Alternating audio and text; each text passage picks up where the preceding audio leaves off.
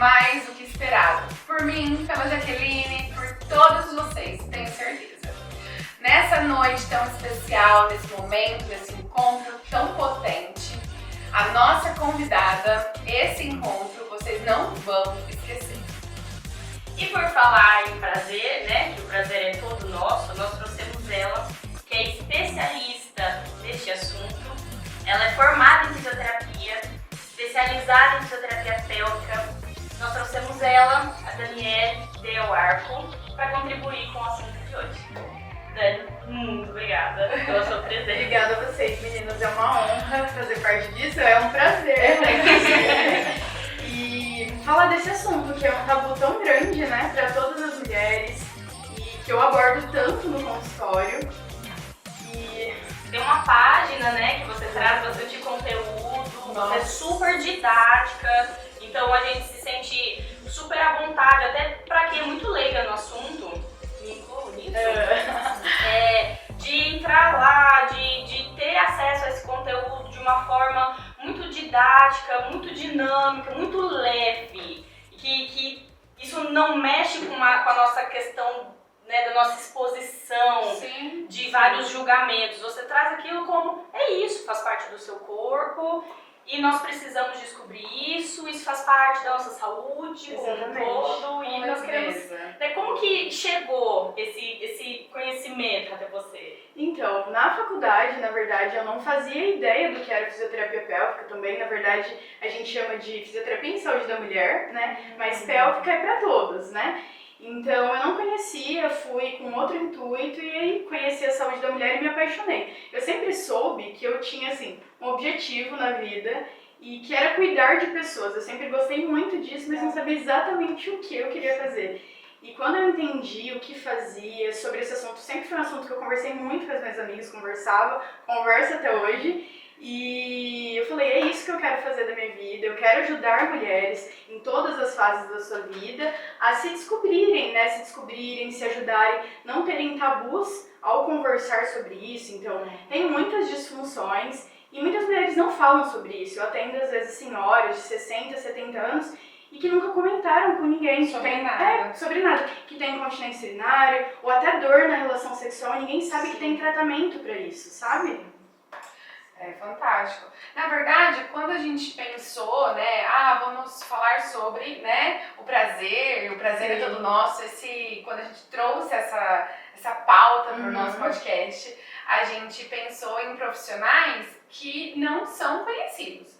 Eu mesma até comentei com você no seu consultório, nunca tinha ouvido falar em fisioterapia pélvica e qual era a função, qual era o objetivo, né?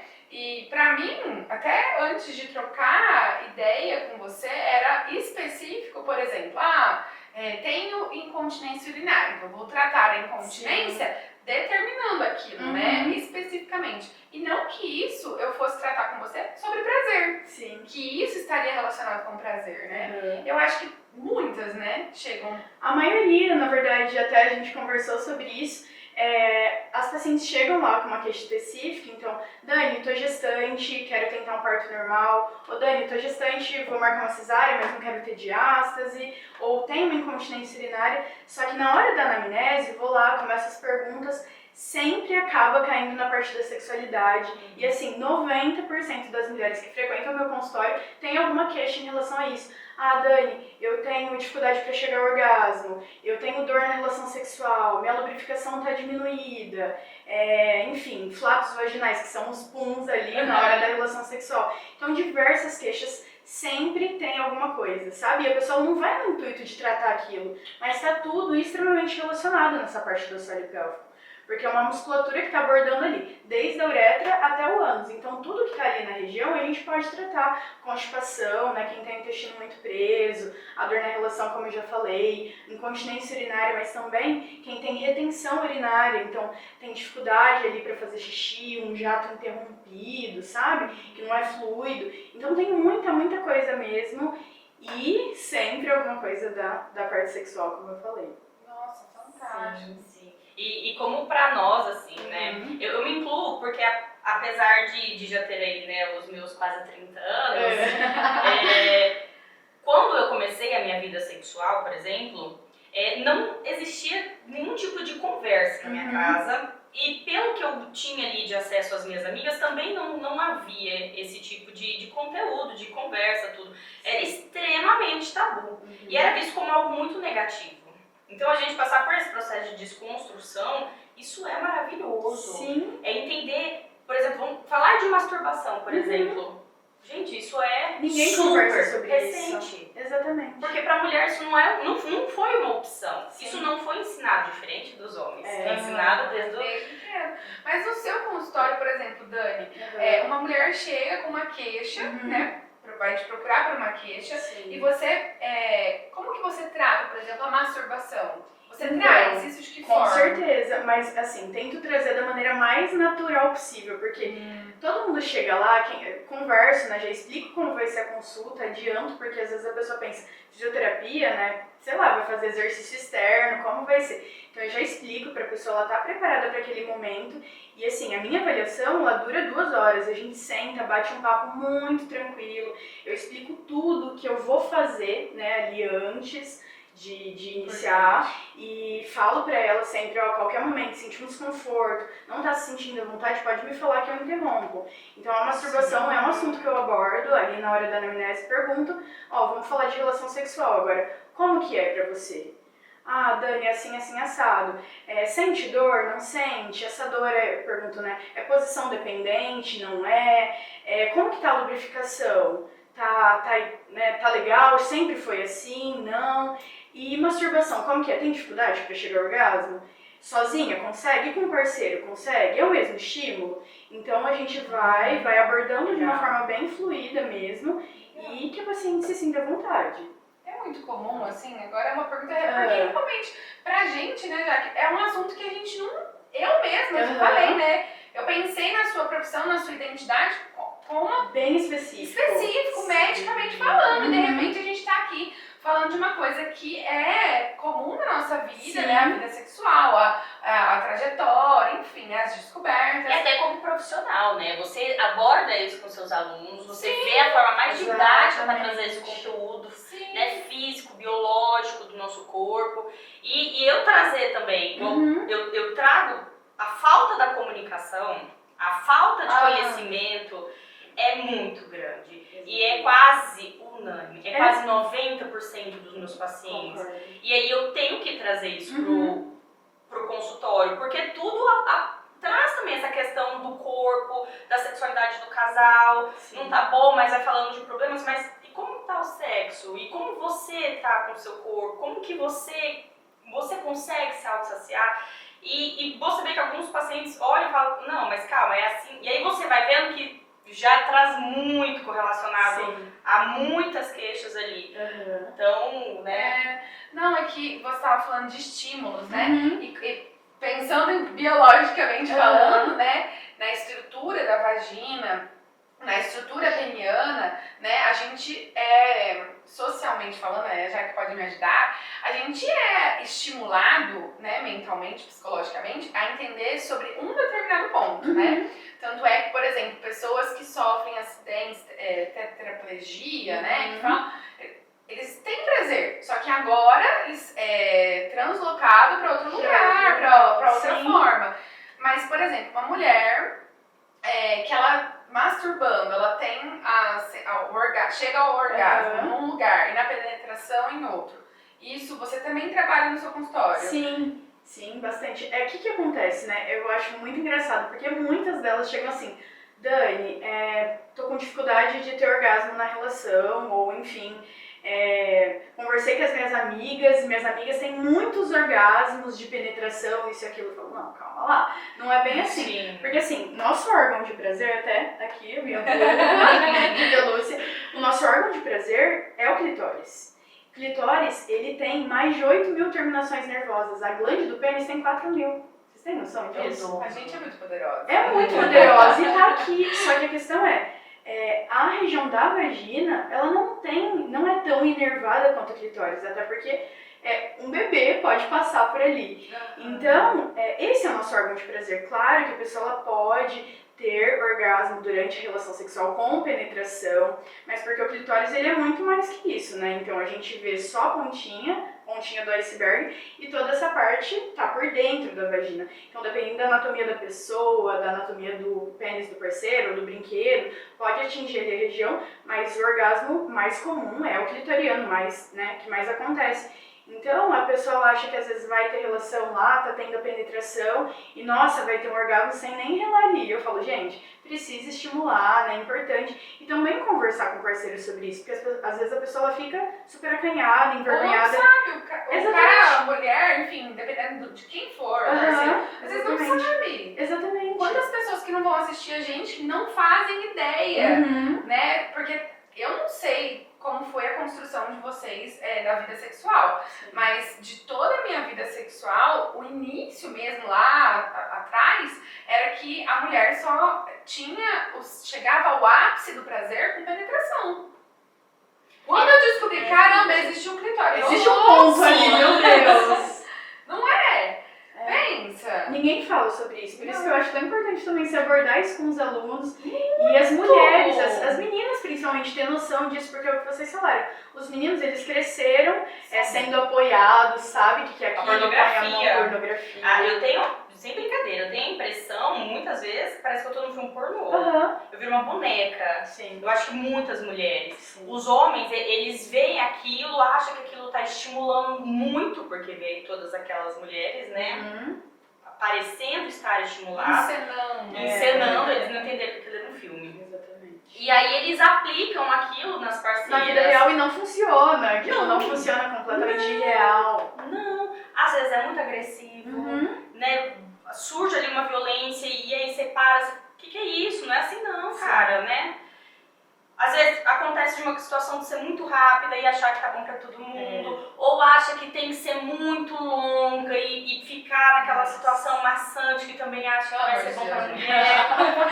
Não tem intimidade. Sim. O sexo não tem intimidade. E a falta de diálogo, né, como você falou. Porque assim, às vezes, a pessoa ela nem se conhece, ela não sabe qual que é o ponto de prazer dela, como ela gosta do estímulo, pra cima, pra baixo, como faz. E aí chega lá na relação e às vezes acha que, né, por conta da parceria não foi tão legal, mas às vezes a pessoa não se conhece e ela também ou não sabe comunicar pra parceria, né? Ah, eu gosto assim, eu gosto assado, vamos fazer desse jeito que funciona, né? Então é muito complicado. Tem essa, né? Não, quantas mulheres não devem ter passado por situações por simplesmente não falar, né? Cara, não, isso aqui... Não fala. Sim, é o que você falou. Ainda mais se for uma rotatividade de parceiros, Sim. que não é um fixo, você não vai falar ali pra todos. Sim. Porque fica uma situação extremamente constrangedora. Não gosto assim não, cara. Tira a mão daí. Isso é legal. Nossa, tá insuportável isso.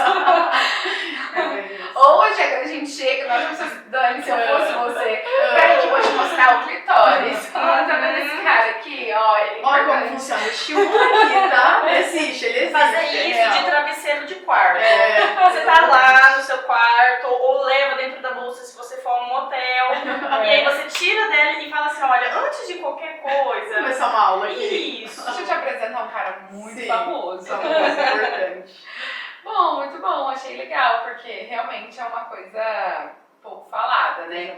Quando a gente fala, por exemplo, sobre, né, a sexualidade, a educação sexual nas escolas, né, todo o conteúdo mesmo didático, né, programático, traz para as crianças, para os adolescentes conhecerem a genitália por completo, né? Mas há pouco tempo que eu comecei a visualizar que falam que o clitóris é a região de prazer feminina. Sim. Né? Isso há, sei lá, 10 anos atrás, 15 anos atrás, né? Na nossa época de estudar, a gente não sabia disso, a gente não aprendia. E hoje tem um conteúdo programático, tá lá, a região de prazer feminina, né? Nossa, é tão importante. Muito! E a gente teve barreiras políticas, sociais com relação a isso, gigantescas. E acho que a gente pode até trazer isso, se vocês, né, toparem, porque é um ganho social, né? Hoje as meninas, quando a gente traz esse assunto de sexualidade dentro da escola, elas já sabem sobre prazer.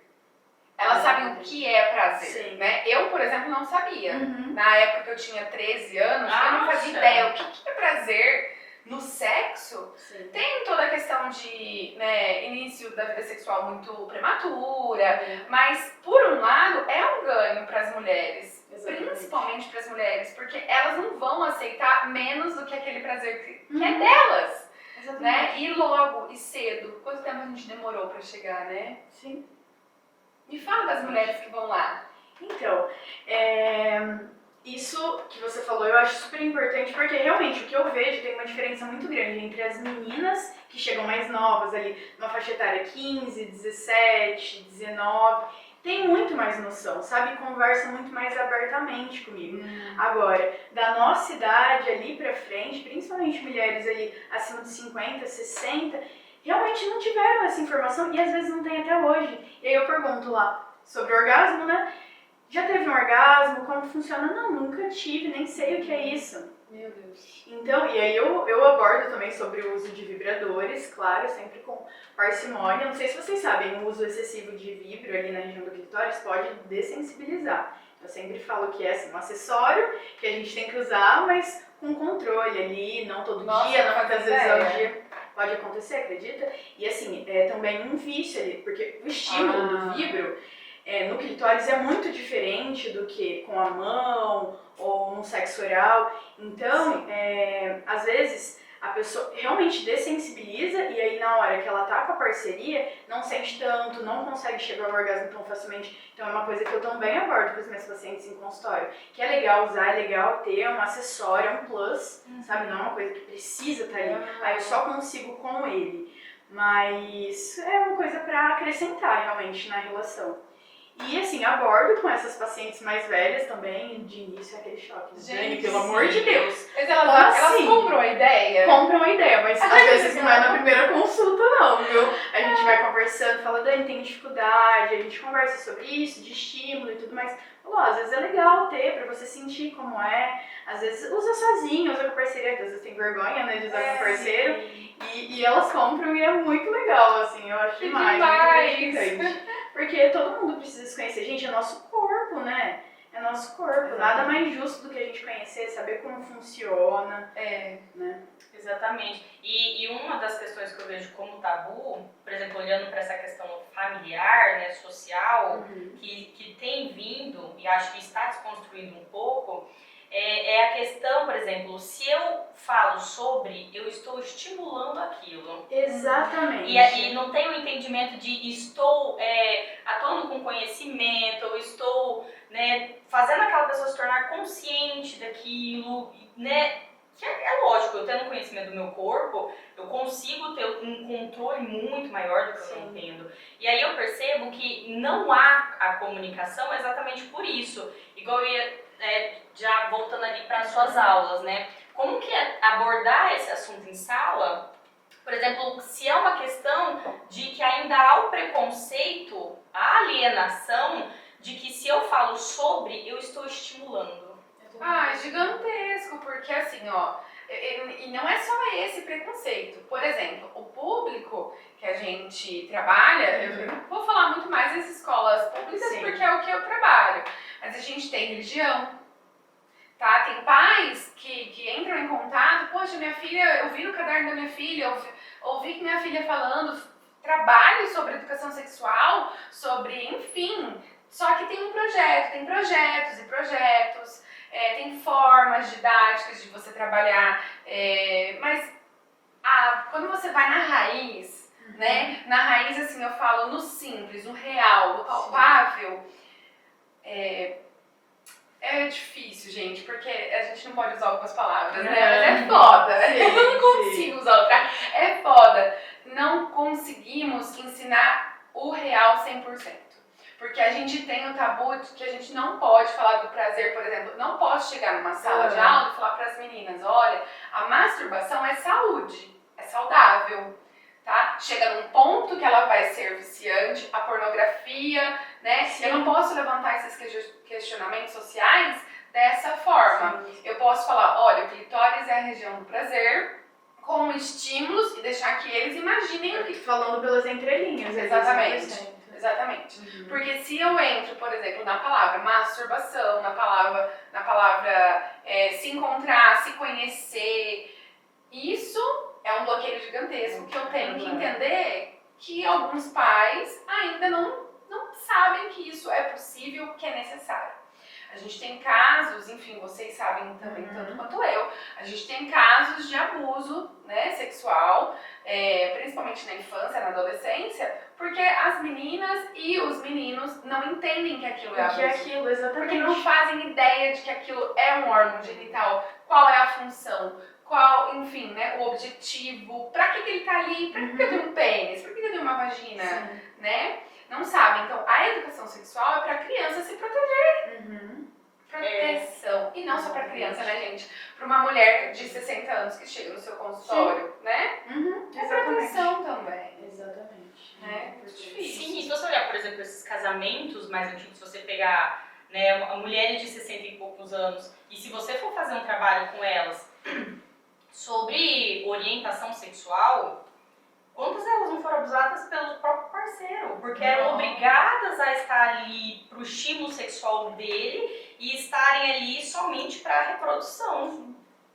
Sem E é uma desejar. questão Sem desejar. biológica. É muito visto a mulher estar, né, ali para estimular o prazer masculino e ser a reprodutora para expandir aquela família. Exatamente. E aí, como que você chega, por exemplo, numa situação que você provavelmente já deve ter escutado isso no seu consultório, de mulheres mais velhas. Mulheres, acho que da nossa idade ainda existe essa situação. E você vê essa questão e tentar ali, de alguma forma, trazer esse conhecimento para eles. Nessa situação de Pra eles abuso, também, você né? disse pra eles também. Nessa situação de abuso, você disse, já aconteceu muito, e às vezes é um assunto, você não tá conversando ali no início, mas aparece, porque querendo ou não, se você cria muita intimidade com a paciente cria intimidade com você, e às vezes ela nunca sentiu uma abertura tão grande com nenhum outro profissional, até um amigo, qualquer pessoa, para falar sobre. E assim, eu tento acolher, abraçar muito, entender como isso repercute no corpo dela, na parte psicológica, e aí, enfim, acaba encaminhando também para um psicólogo, que é super importante, né? Uma abordagem ali conjunta, porque eu trabalho em uma coisa específica. Claro que eu vou abraçar, vou conseguir acolher, conversar sobre, mas não é o suficiente nesses casos. Então é muito importante a parte da psicologia ali auxiliando, né? Porque gera muitos transtornos. Até teve um caso, vou contar pra vocês, há bastante tempo que eu atendi, era uma mulher, e ela casou virgem, e ela tinha muita dor na relação sexual. Na verdade, ela foi com uma queixa de uma ardência na vulva, muito intensa, que piorava usando calça jeans, usava fazendo bicicleta e na relação sexual. E ela não conseguia ter uma penetração completa. Então, assim, ela foi ter relação, né, ali na noite de núpcias, não conseguiu, foi viajar e não conseguiu e viu que era um problema real, mas ela não tinha informação sobre o que era, o que poderia ser. E aí ela viu uma reportagem sobre vulvodínia, que é essa queimação na região da vulva, essa ardência de causa multifatorial, enfim. E aí ela foi procurar, e assim, a gente começou a fazer as liberações, então tem liberações do assoalho pélvico, diversas coisas, conversamos muito e começamos. E o tratamento ele não dava muito, sabe? Era pra ela ter uma resposta muito rápida ali pelo caso, e a gente fazia, ela respondia na hora e ela voltava e tava pior do que antes. Eu ficava, gente, aí conversava, né, enfim, com muitos colegas que são da área, com bastante gente e todo mundo, nossa, estranho, enfim. Falei pra ela, nossa, vai ser importante você procurar uma psico, né, e vamos abordar isso em conjunto, vamos ver, né, como é. E aí ela começou e depois de muitas consultas, ela descobriu que, assim, apagou completamente da memória dela, ela tinha sofrido um abuso por um primo quando ela tinha 6 anos de idade. E ela tinha me contado que ela tinha muita repulsa, assim, a toque físico. Então, às vezes eu tava fazendo a liberação ali na região da vulva, vagina, e ela sentia ardência. E aí um dia eu peguei e toquei na perna dela, assim, falei, o que você tá sentindo aqui? Ela falou, a mesma ardência. E aí ela falou, eu tenho muita repulsa a toque, eu não gosto que, sabe, me dê susto, enfim. E aí ela descobriu que esse abuso tinha sido, né, um primo, enfim, pegou ali por trás ela. E aconteceu, e isso estava completamente bloqueado na memória dela, ela não sabia mesmo. Inclusive foi muito complicado abordar depois, a gente foi tratando ali em conjunto, mas era uma coisa que estava completamente esquecida. E eu acho que até você pode explicar melhor sobre isso.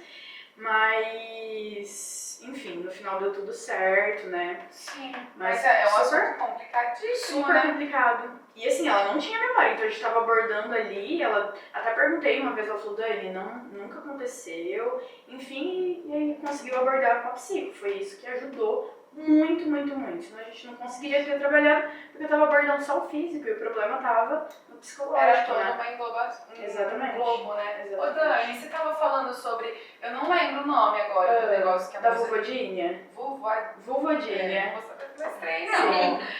Me fala um pouco sobre o vaginismo, que a gente, fala, sim. né, que é um assunto que quando trata sobre prazer, é algo que as mulheres têm e não sabem, né, que é aquela dor na penetração, não é? Assim, Que tem... acha normal, né? Exatamente. O vaginismo, na verdade, é a impossibilidade de penetração. Então, assim, a pessoa ela não consegue penetração com o dedo, com o AB, ela não consegue fazer um exame ginecológico ali no ginecologista, porque é como se fosse uma parede, tá fechado, entendeu? Então é uma musculatura extremamente tensa ali, e aí tem a dispareunia, que é uma dor na relação sexual, então a pessoa ela consegue ter a penetração, mas ela tem a dor. E aí pode ser uma dor de penetração ou uma dor de profundidade. Mas o vaginismo, assim, é super complicado porque é uma coisa também multifatorial, então pode acontecer por diversos fatores, a soma deles também, então às vezes repressão religiosa, dos pais, o toque, a pessoa nunca se tocou, a falta de conhecimento, tem muitas coisas ali. Entendi. E aí, né, quando as pacientes procuram, a gente precisa abordar isso de uma forma que ela consiga, né, e não só por conta da relação sexual, mas pela parte de saúde, porque muitas delas nunca conseguiram fazer um exame ginecológico, né, com espéculo ali, um Papa Nicolau.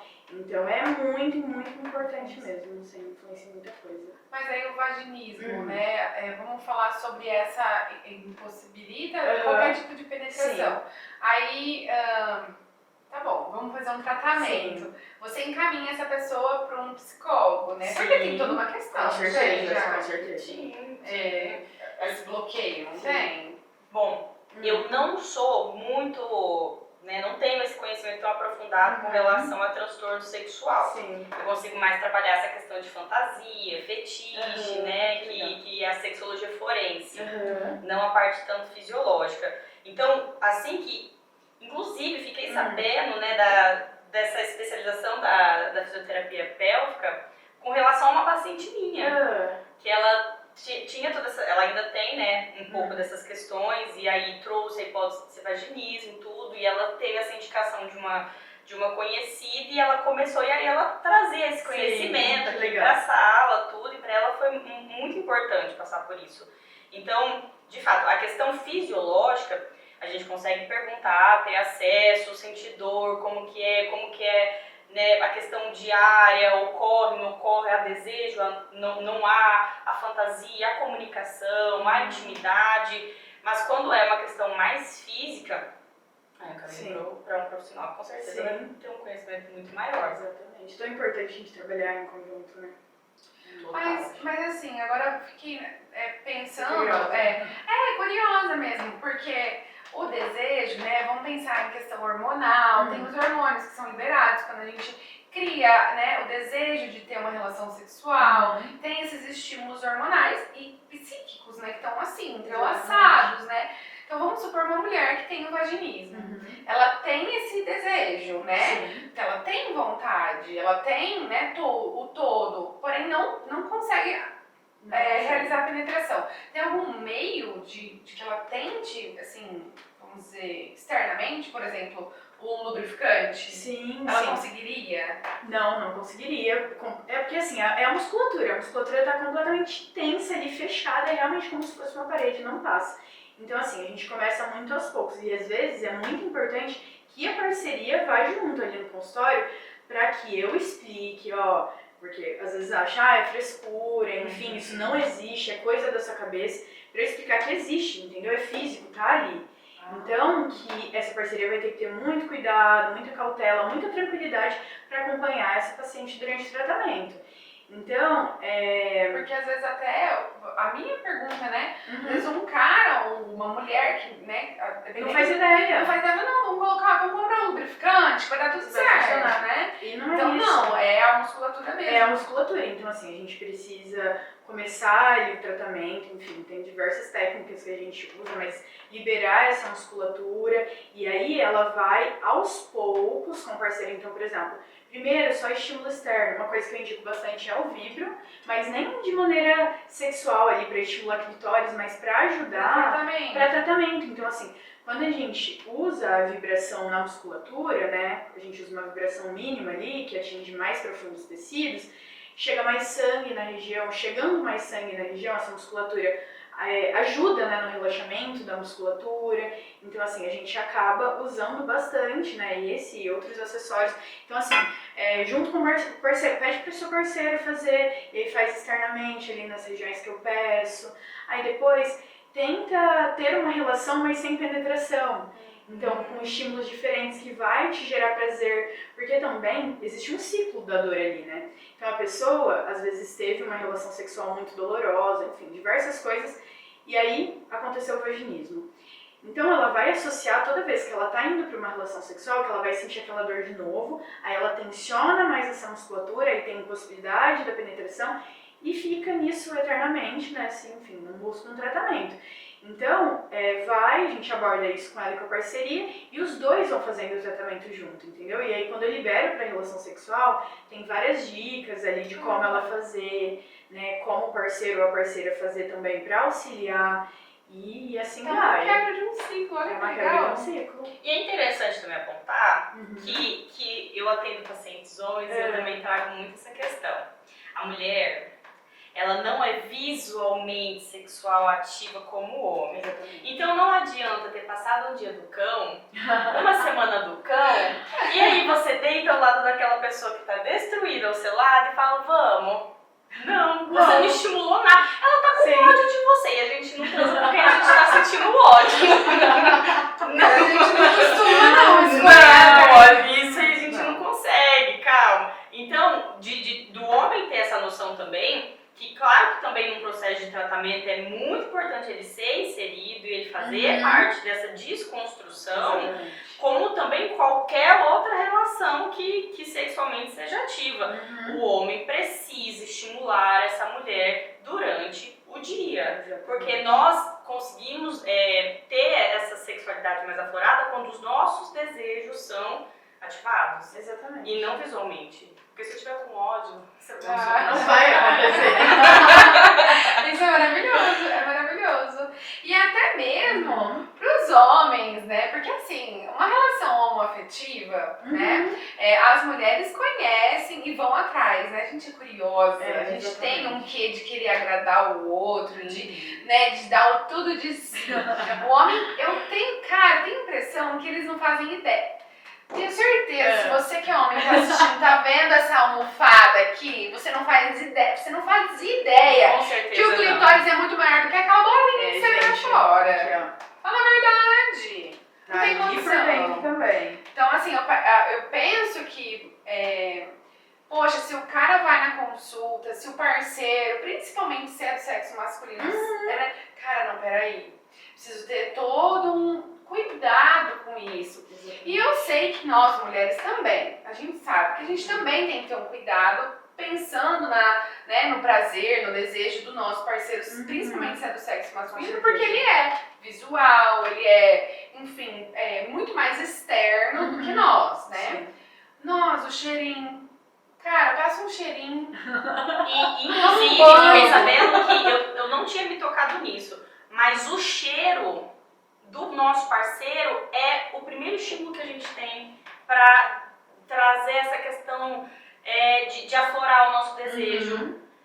Começa pelo cheiro, depois vai indo pelo toque, vai indo pelo estímulo, e isso pode ser um dia de trabalho, isso ir acontecendo, pra noite, pra chegar num ponto que a gente fantasia tanto aquela cena e a gente sentir desejo, vontade daquilo ser consumado. E o homem não, o homem ele é muito mais prático visualmente, ele é prático pra tudo, né, fisicamente, gente? tudo. Exatamente. Quando a gente ensina, por exemplo, aí que eu quero ouvir sobre você. Uhum. Por exemplo, Dani, você tem a abertura de atender homens? Então, eu atendo, não comecei há muito tempo, mas eu atendo só no caso de câncer de próstata ou hiperplasia benigna, que, enfim, tem que fazer a cirurgia da retirada da próstata.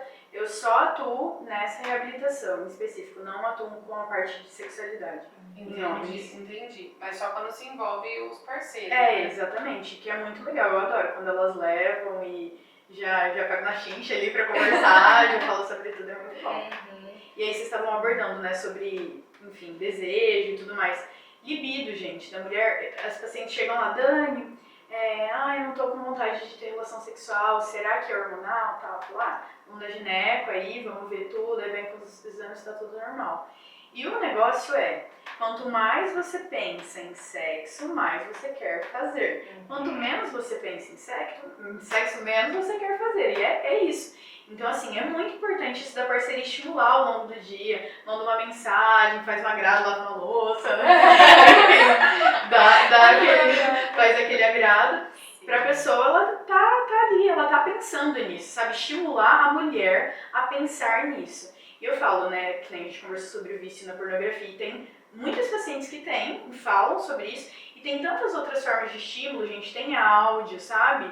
Tem textos, enfim, a gente conversa sobre isso no consultório, é muito legal, porque pra você imaginar filmes legais, enfim, românticos, que tem cenas legais ali, e é super importante ter isso, porque a mulher, ela precisa estar com tudo resolvido, né, pra entrar em uma relação sexual. Ela tá bem com o corpo dela, ela tá feliz, ela tá bem com o parceiro. Agora o homem não, pro homem é mais fácil. Ele consegue deixar o problema dele numa caixinha, né? Entrar na relação sexual e depois resolver. A testosterona atua, ele faz a parte dele. É muito diferente, né? Então, fecha a porta ali, né? Fecha a porta, acabou. E é engraçado porque, a gente acha que não, mas pega uma conversa de WhatsApp no grupo de homem.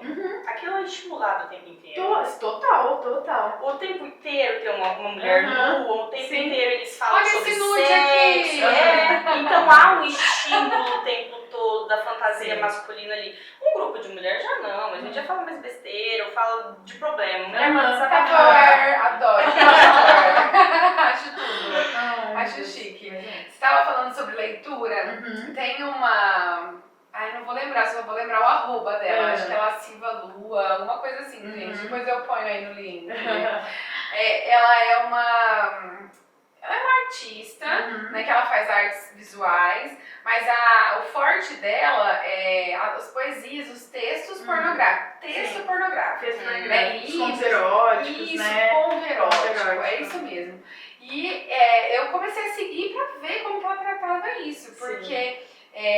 falando sobre estímulos, eu não sabia, foi realmente uma trajetória muito árdua da Laura, né, para entender o que era estímulo para mim. Eu precisei passar por várias coisas, estímulos visuais, auditivos, para entender, não, isso aqui é o meu estímulo mais potente, mais poderoso. E os contos eróticos, eu sou uma pessoa visual. E o meu visual no conto erótico é fantástico. Você consegue imaginar toda a situação, fantasiar. Cara, é fantástico. É muito. E o gostoso é que quando você encontra uma coisa que você gosta, né, uma fonte de prazer, não é uma só. Você entende que, encontrei essa. E de repente você fala, caramba, mas eu gosto disso aqui também. Sim. Essa descoberta nunca parar, né? Exatamente. Tem gente que fala, eu descobri, é isso, assim, acabou. Não, e não é, né? Sim. Acho muito legal. Pô, a Dani falou que mulheres com 60 anos vão lá, né? Procurar, assim, esse prazer. Exatamente. Isso é fantástico, fantástico. E tem uma forma diferente, assim, pra abordar cada faixa etária? Não, assim, eu tento ser leve, fluida ali com as pacientes e a maioria delas se sente muito à vontade. Às vezes de início percebo que tá nervosa, mas... com o tempo, né? 2 horas de consulta, a gente vai conversando, já tá falando da vida inteira no final. Mas eu abordo da mesma maneira, toda faixa etária. Interessante. E tem uma questão, né? A questão da fantasia. A fantasia, ela vem para incrementar, ela vem para contribuir, agregar. E também tem a questão do fetiche.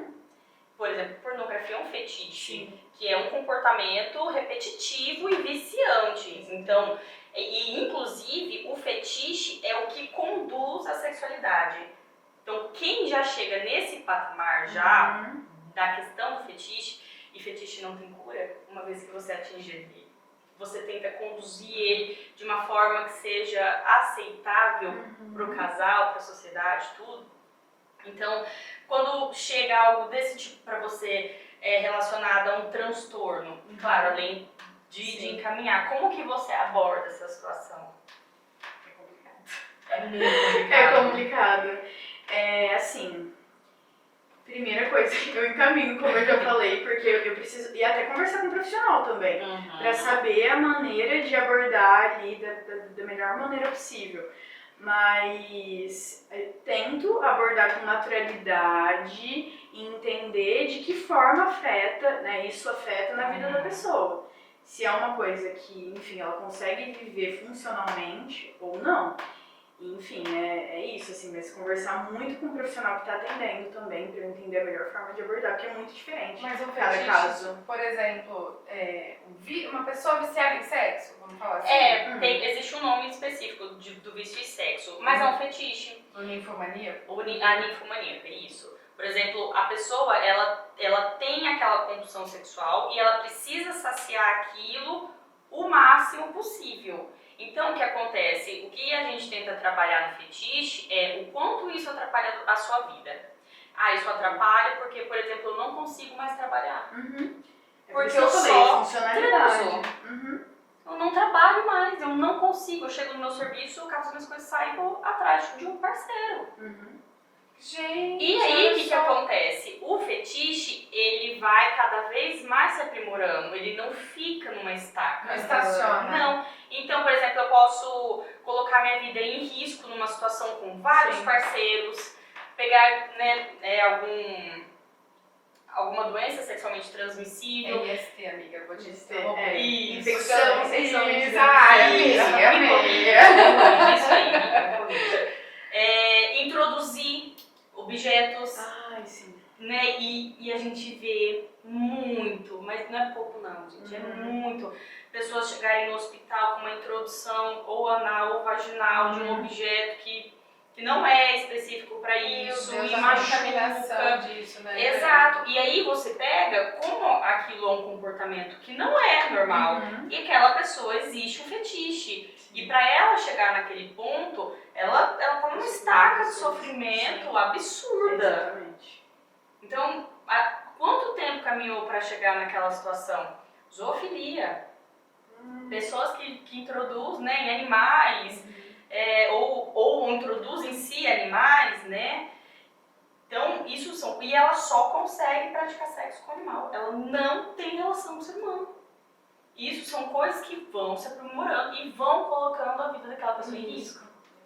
Então, a gente tenta trabalhar em pegar isso. Mas, por exemplo, agora vamos falar sobre isso. Isso é um transtorno. É um transtorno. Isso, o transtorno sexual, ele é físico. Se você pegar o DSM, é só físico.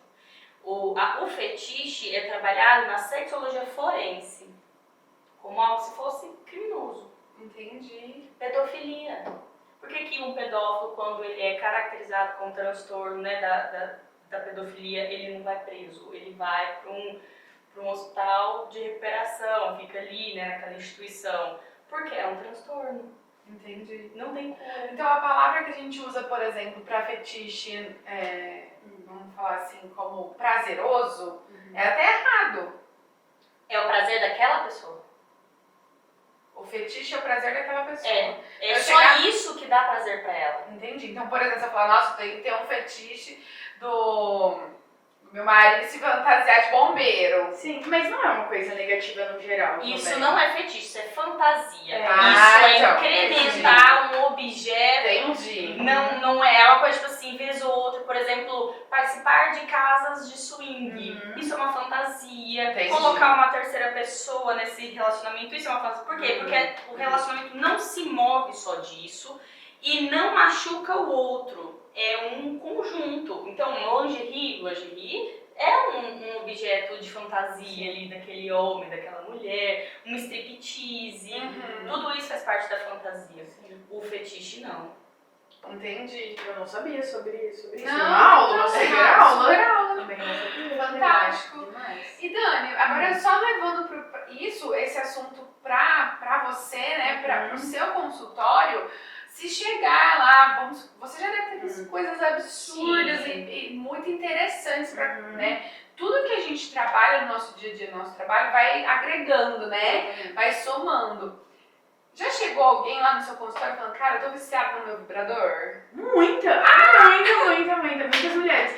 E aí, nossa, acontece muito isso. Porque a gente tem a abertura de conversar sobre isso, mas é o que eu falei. Aí eu abordo, que é um super legal, é um acessório, você usa sozinho, usa com parceiro, mas você também precisa sentir prazer com outros estímulos. Exato. Que é aquilo que eu falei. É um estímulo que, assim, é surreal perto de qualquer outra coisa. Às vezes a pessoa ela usa, que nem esse vibro, na vibração máxima, ou um sugador de clitóris, né? Vibração máxima, nada vai atingir. Uma língua não vai simular aquilo, uma mão não vai simular aquilo. Então nada humano simula. Sim. Então a pessoa pode ter, né? Pode usar, tudo tranquilo, mas também tem que conseguir chegar ao orgasmo com outros tipos de estímulo, entendeu? Entendi. Se hoje chegasse uma pessoa aqui, uma pessoa que tá assistindo a gente, falasse, caramba, acho que vou comprar um vibrador. Que vibrador?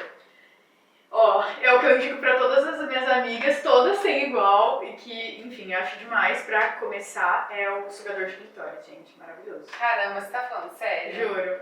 Vocês têm? Gente, Eu não tenho. Eu tenho. Eu não tenho, mas eu já experimentei, Sim. mas não rolou pra mim. Não rolou? Não rolou. Sério? Eu achei assim muito forte.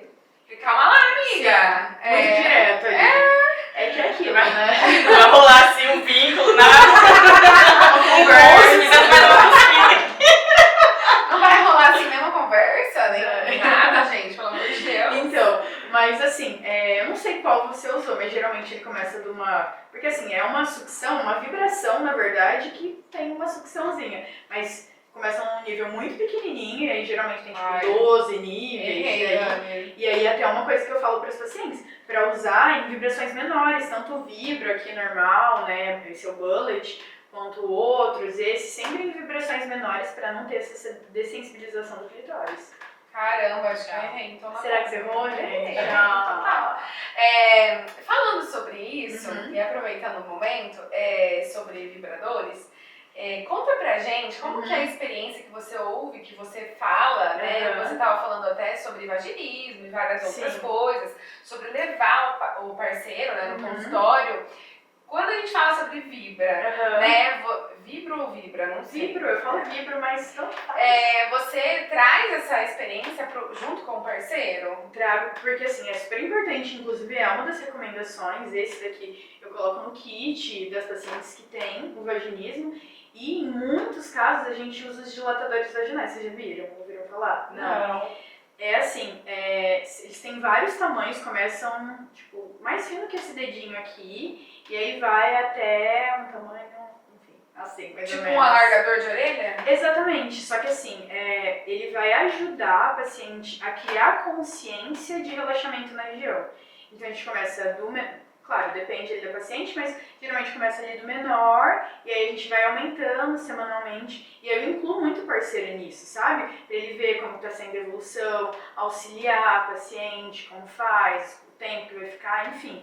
Então eu super abordo e é uma coisa que elas já levam ali. Ô Dani, agora eu conto um negócio pra mim. A pessoa vai trabalhar com dilatador? Não, de jeito nenhum. Usa ali, são alguns minutinhos, poucos minutos. E aí tem Já todo um pensou? preparo. Mas Mulheres trans, quando fazem a cirurgia de redesignação sexual, nos primeiros dias ali tem que usar 24 horas. que legal. E num pré-parto, é assim que fala? Numa preparação?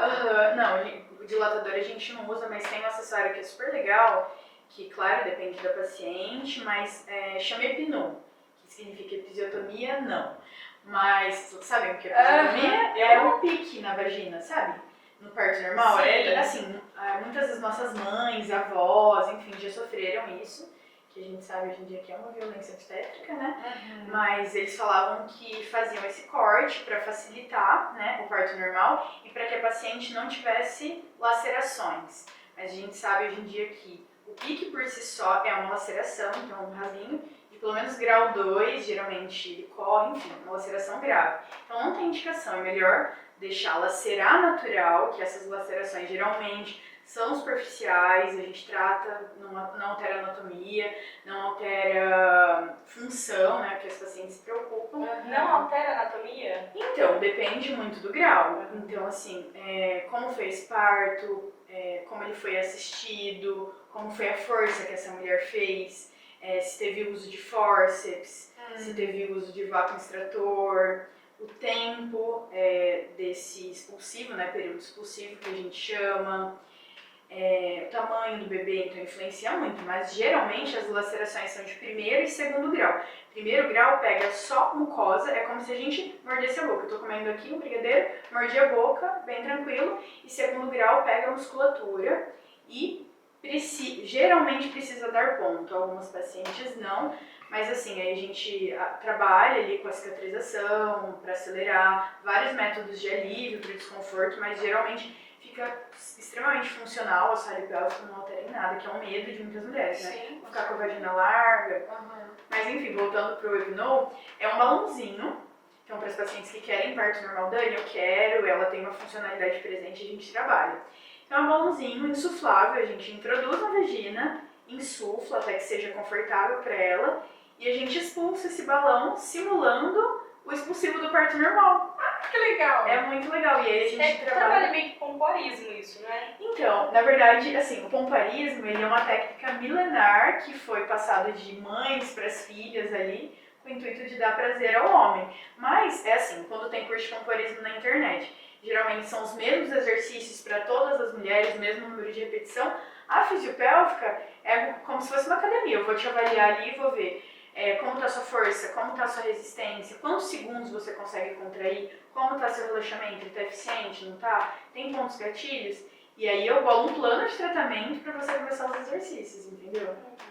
Mas Ou não seja, cada organismo é um organismo. não tem como, é muito, Não, porque tem único, umas coisas né? na internet que são absurdas, né? Tipo assim, ai, faça um curso de pompoarismo, um mês você vai conseguir expulsar, né? Não tem isso. Tem isso. Aí, pô, você que tem um mínimo de conhecimento, você sabe que não é de academia. Se você entende de músculo, de academia, você entende que um mês você não tá fortão lá, Exatamente. marombão. Não é assim? E cada corpo é um corpo, né? Cada também. musculatura é uma musculatura, cada vagina vulva é única. E assim, fora os malefícios que isso pode trazer. Esses dias eu até recebi uma mensagem de uma paciente, não conheço. Ela mandou falando que ela tinha, né, enfim, um músculo do assoalho pélvico super funcional, não tinha dor na relação, não tinha perda de urina, não tinha nada. E aí ela estava no nível avançado do curso e ela estava fazendo tipo 400 repetições por dia de contração do assoalho pélvico. E aí ela desenvolveu uma dor pélvica, então ela começou a ter dor na relação, ela começou a ter algumas disfunções ali na hora do exercício físico. Então assim, teoricamente funcional, não tinha nenhuma queixa e ficou disfuncional, porque é o que a gente falou, né? Cada corpo é um e eles passam a torta e a direita ali, todas, pra todo mundo é igual, toda repetição, toda sustentação, né? Segundos de sustentação, número de repetição, então não é bem por aí. Mas, voltando no Epinou, aí a gente treina em várias posições, então a paciente assim, Dani, eu tenho vontade de parir de 4 apoios. Claro que lá na hora muda muito, vai ter que ver o que é confortável para ela, como essa pelve, né, tá funcionando, mas a gente treina e ela consegue perceber, nossa, com a respiração eu consigo expulsar melhor nessa posição, e aí ela fica com uma gama de opções ali para na hora do trabalho de parto ela conseguir simular, ver como ela se sente confortável e não se sentir perdida, que é o mais importante, né? Nossa. Ter o protagonismo, assim, de não ficar dependendo do profissional falando para ela fazer isso, aquilo, não, ela tá entendendo que o corpo dela tá funcionando. E daquele jeito é melhor. Exatamente, funciona, que ela é capaz daquilo e que ela vai na melhor posição, ela testa uma, testa outra, chama o parceiro ajuda aliviador. Gente, que autonomia muito legal. maravilhosa. Muito Não legal. tem... Pensou, você tá ali parindo teu filho, né? Aquela conexão, aquele estímulo, aquela hormônios, Loucura, loucura, sim. ansiedade absurda pra estar com aquela criança. e você e teu parceiro conseguir fazer esse estímulo do parir. Gente, isso deve ser surreal. Não é assim que eu quero, é assim que vai dar mal. Se você tem 6 anos de medicina, não interessa. Eu fiz Eu conheço meu fisioterapia. Mas é assim, o médico hoje em dia, o médico que assiste, né, partos normais, ele assiste. Ele não faz parto normal, ele assiste. Então ele tá lá para caso aconteça alguma intercorrência. Então, aconteceu qualquer coisa, ele tá ali, ele vai ajudar essa mulher, enfim, o que precisar. Mas é isso, tem assim, médicos maravilhosos que eu trabalho junto, eu indico. E que é isso, é assistir. Ele tá paradinho ali, olhando o corpo da mulher fazer o que ele foi feito para, Ai, né? que lindo! E você já participou de algum parto? Então, já na minha especialização a gente trabalhava, né, dentro do centro obstétrico e fazia parte, a gente assistia as cesáreas, né, e os partos normais. Então, a gente consegue dar muito auxílio biomecânico. Então, tanto aliviar a dor da paciente, quanto ajudar ela a se posicionar, ver a melhor forma, para entender, assim, é claro, né, o médico está avaliando o tempo todo, e aí ele passa algumas informações pra gente ver qual é a melhor posição, o melhor exercício ali no momento, instruindo essa mulher, ajudando a aliviar a dor. Mas hoje em dia, aqui eu não atendo por conta da dinâmica Olímpia Rio Preto. A maioria das minhas pacientes tem aqui em Rio Preto. E como eu não atendo só gestantes, né, eu atendo várias disfunções, é complicado esse desmarque de agenda, sabe? Se é só gestante, você fala, olha, vou ter que desmarcar a agenda de hoje, vou estar num parto, e ok, todo mundo vai entender porque uma hora vai ser a dela ali. Mas para disfunções é complicado, às vezes a pessoa só tem aquele horário, então eu ainda não atendo, mas pretendo começar. Não, isso é vantagem. É muito, muito bom ter uma físio durante o trabalho de parto. Faz toda a diferença, gente. Dani, nosso encontro tá potente, né? Nossa, Muita informação, né? Maravilhoso. Muito. Mas eu acho que a gente fechou um Sim. ciclo muito gostoso. E eu gostaria de fazer uma pergunta pra você. Sim. Nós temos um quadro maravilhoso aqui no nosso podcast, que se chama Fala Mais Baixo. Esse é o momento, Dani, em que você se coloca numa posição, como eu vou explicar, Jaqueline, numa posição de falar mais alto, de gritar. Sim. Né? Nós mulheres somos muito caladas, muito silenciadas, e principalmente nesse momento, né, nesse assunto sobre prazer, sobre vibrador, sobre clitóris, né? Falamos até parto, até autonomia no Sim. parto, isso foi fantástico. Sim. Né? Nós somos muito silenciadas pelos médicos, pelos homens, né? E por Por uma muitas sociedade toda. por muitas mulheres também que não têm esse conhecimento. Então esse quadro que se chama Fala Mais Baixo é um momento que você fala sobre, né, o assunto que a gente trabalhou, que é prazer, que é sexualidade, que é esse encontro feminino, que você fala algo pra nós, que você guardou como profissional ou como Daniele no seu íntimo, que você gostaria de falar para os 4 ventos, principalmente nesse assunto que é tão poderoso, que é o nosso prazer. Sim. Deixa eu pensar. É punk, né? Punk. Sério? Nossa, pelo amor de Deus. Assim, o que eu falo pra mim e pra todo mundo, assim, é se conheçam, busquem o seu prazer, não tenham medo de conversar sobre isso, de se impor, sabe? E tá numa situação desagradável ali que você não quer estar, fala, se retire, sabe? Não deixa ninguém te levar, ninguém te diminuir, sabe? Então, o nosso corpo é o nosso maior templo. A gente precisa se conhecer, se impor, estar presente, sabe? Cuidar de você. Porque é isso que você vai levar pro resto da vida, é o seu corpo. É o que a gente tem de mais importante. Maravilhoso. Você claro, né? Realmente, também. Só agradecer. Aprendi muito, foi uma aula pra mim também. Nós, foi uma troca muito gostosa. Dani, muito obrigada. Esperamos você mais vezes. Queremos muito mais.